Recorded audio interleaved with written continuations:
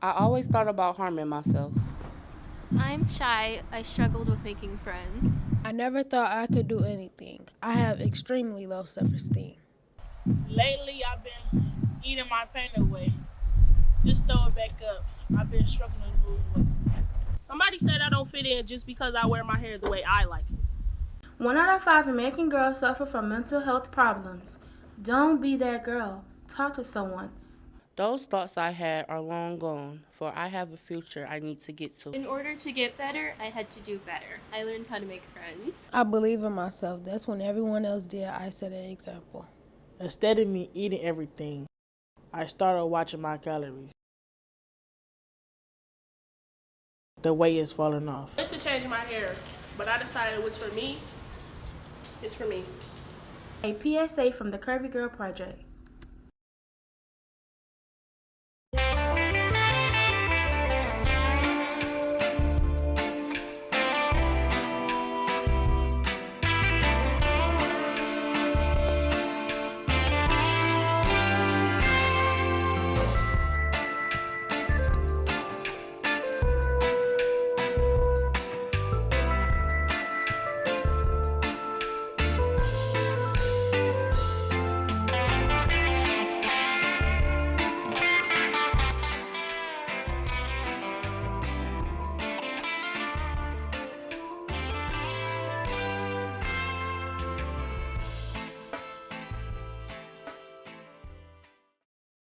Welcome to Expose Under the Sun. I'm your host, Valerie Lockhart, publisher and executive director of the Detroit Native Sun, a community newspaper that strives to enlighten the community with helpful news and information that's not readily found in mainstream media.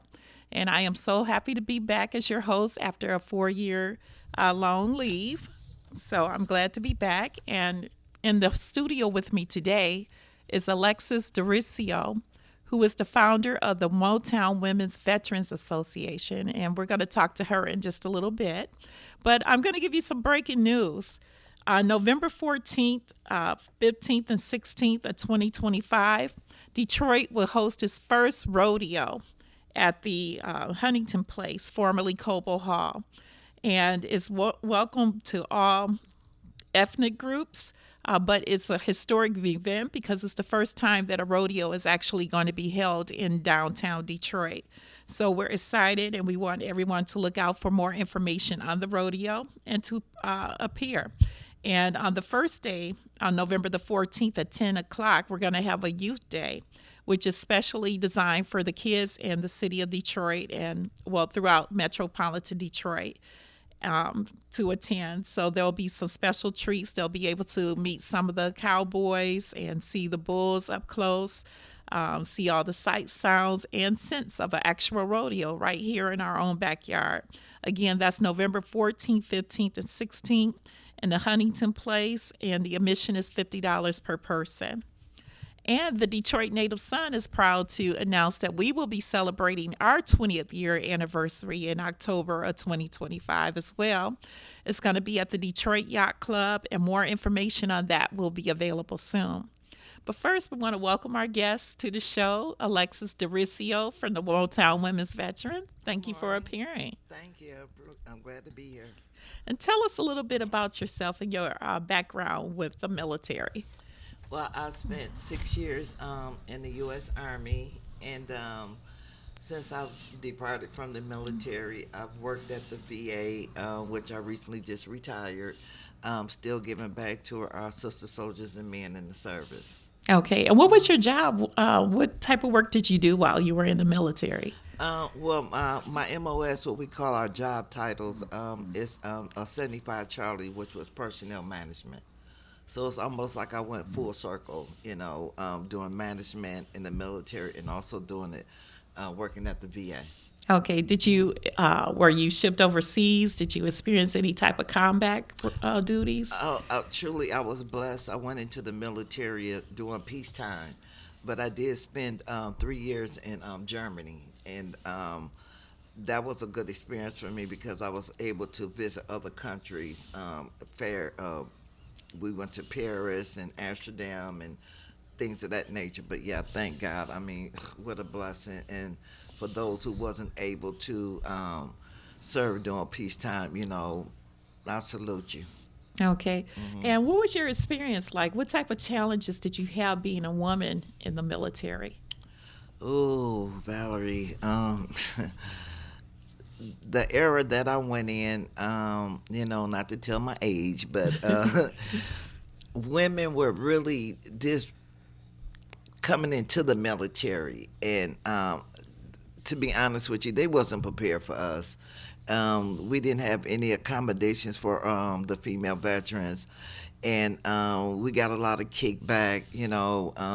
If you can't make it, you shouldn't be here, that type of thing. And it was really a man's world. So for a female, we were in a group of 30 women to 300 men. So our chances of surviving through it was pretty hard.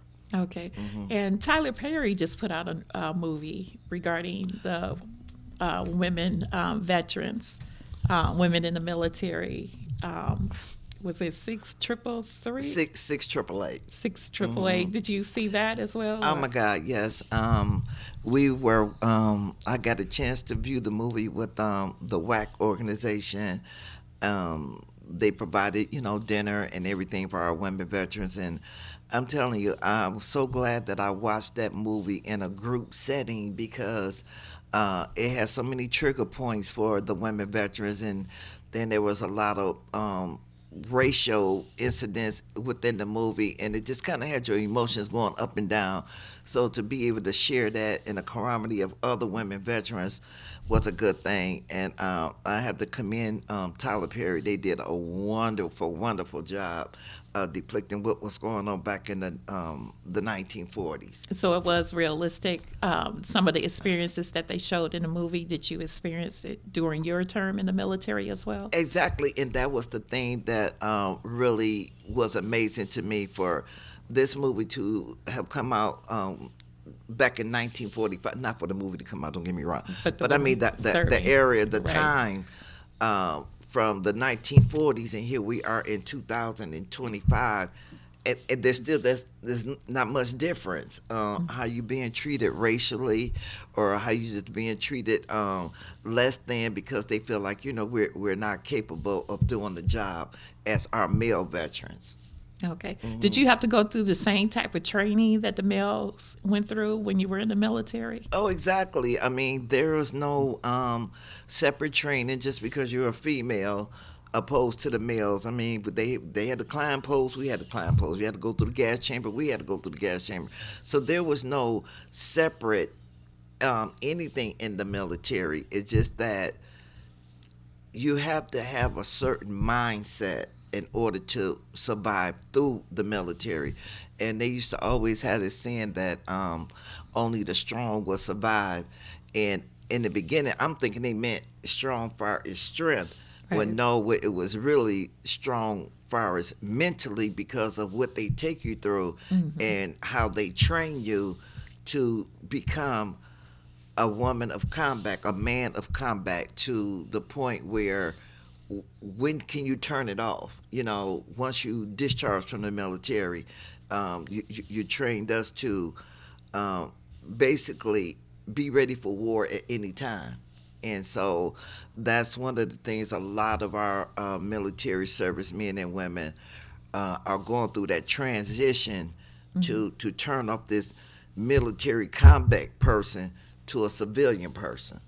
So this is why Motown Women Veterans has developed this organization so that women veterans can come out for an event, and we're trying to prevent social isolation, because a lot of women veterans still to this day do not even identify themselves as a veteran because of what they went through during their service.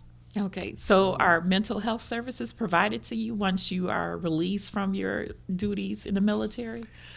No, it's not provided per se, to say that once you discharge from the military, someone says, oh, go see a therapist or psychologist or whatever. No, I just encourage those who have not visited the VA medical center I strongly encourage you to do that because they do have a lot of benefits that will help you, and not only with PTSD, MST, but your health as well. And a lot of them, even myself, I'm guilty of it. Um, I didn't go to the VA for a long time because I thought it was too much associated with the military.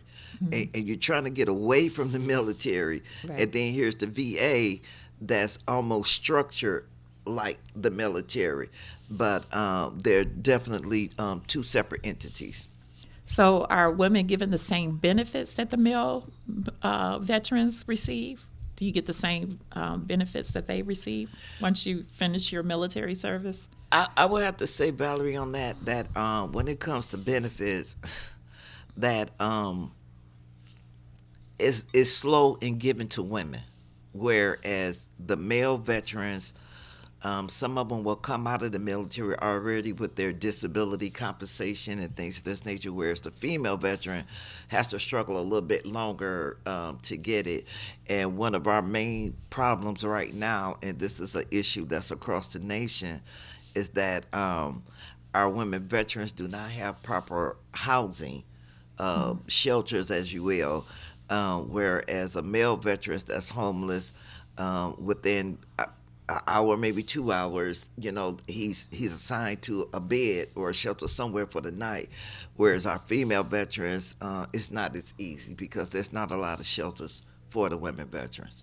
So And they have to go especially- to regular shelters instead of those designated for veterans, or Exactly, but that's the part. There is no designated shelter for female veterans, but we do have several organizations that house our male veterans.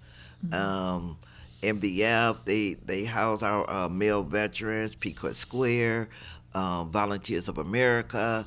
They house over 80 males, but there's no room for a female. And if they do send us to a shelter, I mean, my God, we're trying to close our eyes amongst 40 men during the night. So what are our chances of survival? So this is one of the main problems that when it comes to the equality of men veterans opposed to women veterans, we just don't have that shelter, especially if you're a female veteran with children. okay. And is the government aware of this problem? Are they doing anything to assist you? Well, I'm sure they're aware. I mean, I've been making so much noise myself personally, just here in Michigan alone, and but it's just again, women veterans are overlooked, as if our time in service doesn't mean anything.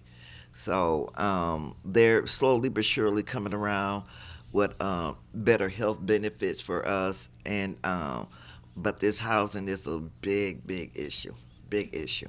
Okay. And that brings us to, why did you found the Motown Women's Veterans? Is it to fulfill those needs that you just discussed?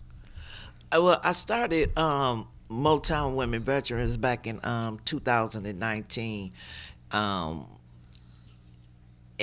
what I found is that women veterans still need that community binding just as the male veterans. Like, you can go through the VA right now and they have like all kind of chess boards set up for the male veterans, or they can sit there and play cards, but they're not offering anything for our women veterans to come out and communicate, and be in a community amongst ourselves. And so this is why I started Motown Women Veterans, just so I can host events, and so that, again, it's bringing our women veterans out of isolation, and it's giving them a chance to network with other women veterans that are like-minded like themselves, and create a buddy system. So it's been really successful. When I started Motown Women Veterans, I started out with 12 female veterans, and now we're up to 462 members Wow. and growing. Wow. And is that throughout the country or just here in Michigan? Or? Well, it's here in Michigan. A lot of our events are local. Like, we host a birthday club every month, so that way you can at least come out and celebrate your birthday. we do camping trips. We're on our 4th year of celebrating Myrtle Beach, and my goal is to make it as popular as spring break, so that female veterans across the nation would know that the second week in August to come to Myrtle Beach. And then we also do a big event in November. We just recently did a 1920s event at the Masonic Temple. So Right. we're And I had the pleasure of attending that event, and Yes. it was actually very lovely. Thank you. It was nice. You had a fashion show and everything with the veterans walking down there. And you gave a distinction to some of the older veterans that were in the Vietnam War. was Yes. it? And what was that about? Well, that comes from the Michigan veterans in Lansing, and what they do is that they acknowledge our Vietnam veterans. And so I called the director, Brian Love, and I was telling him, okay, I understand you giving these pins and certificates out to our male veterans, but what about our female veterans? And again, because our female veterans are just through isolation, you wouldn't even know that they're a veteran, not unless you were on the subject or what have you. And it just so happened that we do have several female Vietnam veterans in our organization. So I was glad that they were honored. That was a really special part of the program for me. And you said they were pinned, and I noticed that Mr. Love pinned, was it 2 of the female veterans that Yes. were there from the Vietnam War? What does the pinning represent? You know what? I'm not sure. I just think it's just a commemorative pin to acknowledge Vietnam veterans, because unfortunately I didn't look at the pen to see exactly what the design was, but still it's just to know that someone's paying recognition to you. And so like I say, that was a really special part of the program for me. Okay, and I noticed you're wearing an Army dog tag. Is that something that you could hold it up for them to see? And what does that represent? Well, again, there's so many dog tags out there for our service members, and there's, again, nothing specifically designed for our female veterans. So I designed this dog tag myself, and it says, "Millions of women have served this country. I am one." And it comes with your different branches on the front of it. And then on the back, we have, I don't know if you can see it, but it's a little flag, and there's a female, she's crying, and it says battle cry. And that's because men tell war stories, but women veterans, we have our own personal battle cry. Oh, wow. Yeah. And how can someone get one of those dog tags? Oh, well, you can email me at motownwva at gmail.com, or you can reach me by phone, which my phone number is 248-301-1900, and I'm also on Facebook under Motown Women Veterans. Okay, great. And I know you have a lot of events coming up to keep the women busy. And do you have to be a member of Motown or a military veteran in order to participate with your organization? Well, it's geared to bring our female veterans out of isolation. But we do have some events where if you're not a veteran, that you can help volunteer with whatever program that we're putting on for that day. But basically, I try to stay geared to our female veterans only. Okay, and you have a couple of events coming up soon, the Myrtle Beach, and then you were telling me about a camping trip. Oh yeah, so our first big event will be June 5th through the 8th at Lake Michigan, which is located in Pentwater, Michigan. It's about maybe an hour away from Muskegon. It's a 3-hour drive. And they're allowing our female veterans to come and utilize the whole campsite. And we'll be offering sailing and yoga, and we'll be roasting marshmallows, the whole camp thing. And it's a beautiful little town. And if you want to, they have this where you can ride the dunes, where there's like this big, huge Jeep, and it's just going over all these big sandy dunes. So it's a lot of activities already planned for the women. Again, that'll be June 5th through the 8th for this year. And then our next final trip will be in August, and that will be in Myrtle Beach, and that's posted through our website for our women veterans, and it's open across the nation. So that's not like a local trip. It's open up for everybody, and that'll be August 14th through the 16th. Okay. And what type of events will you hold in Myrtle Beach? Well, now see, the thing about with Myrtle Beach is that it's a create your own unique vacation. Okay. It's not like a structured type of outing for our women veterans. When you arrive that Thursday, it's just a matter of getting yourself familiar with your surroundings, what have you. And then that Friday, we have a meet and greet. And that's where other organizations in Myrtle Beach, they come and they get a women coupons and try to get them to come to their venues and things of that nature. But it's basically you create your own unique vacation. Oh. And then that Saturday, we go to what they call Benjamin's, and it's an all-you-can-eat seafood restaurant. And we all get together and break bread, and then again, you just go your separate ways. And so it's, because it's so much to do in Myrtle Beach, so much to see, that it's not a structured type of vacation for the women. Okay. And can they bring their children to the event Oh, as well? definitely. This is a trip that's open to all veterans and their families.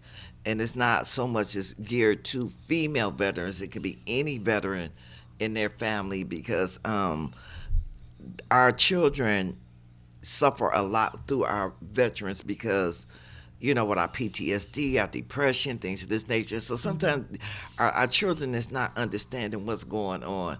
And so to be able to take them out for an outing like this is Right. always nice. And it's always just before school. So it's like the last vacation for our veteran families to bond and, come out and enjoy themselves. So is there a certain hotel that everyone will be staying at, and how can you reserve a spot there? Again, you can reach me at area code 248-301-1900, or you can email me at motownwva@gmail.com, and I can send you out the information, which will also be posted on our Facebook. But if you, I have the number here, that you can call. It's 844-800-0868, where you can call the hotel and reserve your hotel right, Okay. as we speak. So And do they mention Motown Women's Veterans to get a special rate, or? yes, definitely, you have to mention Motown Women Veterans in order to get our group rate. Okay, great. So it sounds like you have a lot of great things coming up to keep the women busy, so they won't be isolated or Oh, yeah. stuck in the house. But what is the main goal? You said housing. There's no women's shelters. Is that your ultimate goal, to be able to have a building to be able to house women, or? Oh no, that's just one of the goals. No, that's just one of the goals. Our main goal is to try to capture our female veterans as they being discharged out the military, so that they know that there's a welcome home package here in Michigan, and thank you for your service. And that's to help the female veterans get back on their feet, applying for unemployment, going through the transition, the whole 9 yards, so that they can avoid that homeless stage. So there's no welcome home Michigan veteran program out there. And so that's my ultimate goal, to catch them soon as they come out, to avoid any unnecessary hurdles that's out there for them, because it's plenty. Trust, it's plenty. So just before they're discharged from the military, they don't have a meeting with that particular soldier to let them know, this is how you apply for your benefits, this is how you get your pension checks or anything? Yes, they've just now starting this. I say maybe within the past maybe year or so, that they it's called the out processing station, and they are trying to help a lot of veterans with their benefits, what have you, when they come out. But still, where are you going to go once you get out? Because what they're failing to realize, to me, in my opinion, is that a lot of men and women go into the military for various reasons. I went into the military because my dad was in the Navy and my brother was in the Marine, and I was like a little tomboy back then, and and I wanted to follow them. So I'm like, well, I'm gonna go into the Army. But then you got a lot of soldiers that was homeless to begin with, and so they knew that going into the military, they would get the shelter, they would get the 3 meals a day, and all that's involved with it, also education and what have you. But when you've been in this institution for so long, and when you get out, and there's no one to prepare you, okay, well, you have to get your own housing now, you have to be able to pay rent and things of this nature, and so when you get out, it's like you just went full circle, because now you're back homeless again. So our goal is to, like I said, once they are being discharged out the military, to let them know you can come stay at Motown Women's Veterans Oasis, and for 6 to a year or whatever, just to get acclimated back into civilian life. And that's, to me, where that gap is at. Each state that the veteran had enlisted in should have some type of welcome home station for the veterans when they get out. Okay, well, we thank you for welcoming them back and providing those type of services. Again, Alexis, we thank you for appearing on Expose Under the Sun, you and representing the Motown Women Veterans. And we look forward to attending some more of your events that's coming up, and we wish you much success in the future. And we thank all of you for tuning in to Expose Under the Sun. Again, I'm your host, Valerie Lockhart, publisher and executive editor of the Detroit Native Sun newspaper, and we look forward to seeing you next week. Full and Fabulous Curvy Girl Project, we don't just focus on health, beauty, and self-esteem. We also offer an amazing summer program for young ladies ages 12 to 18. For more information, visit our website at fullandfabulous.org. See you soon.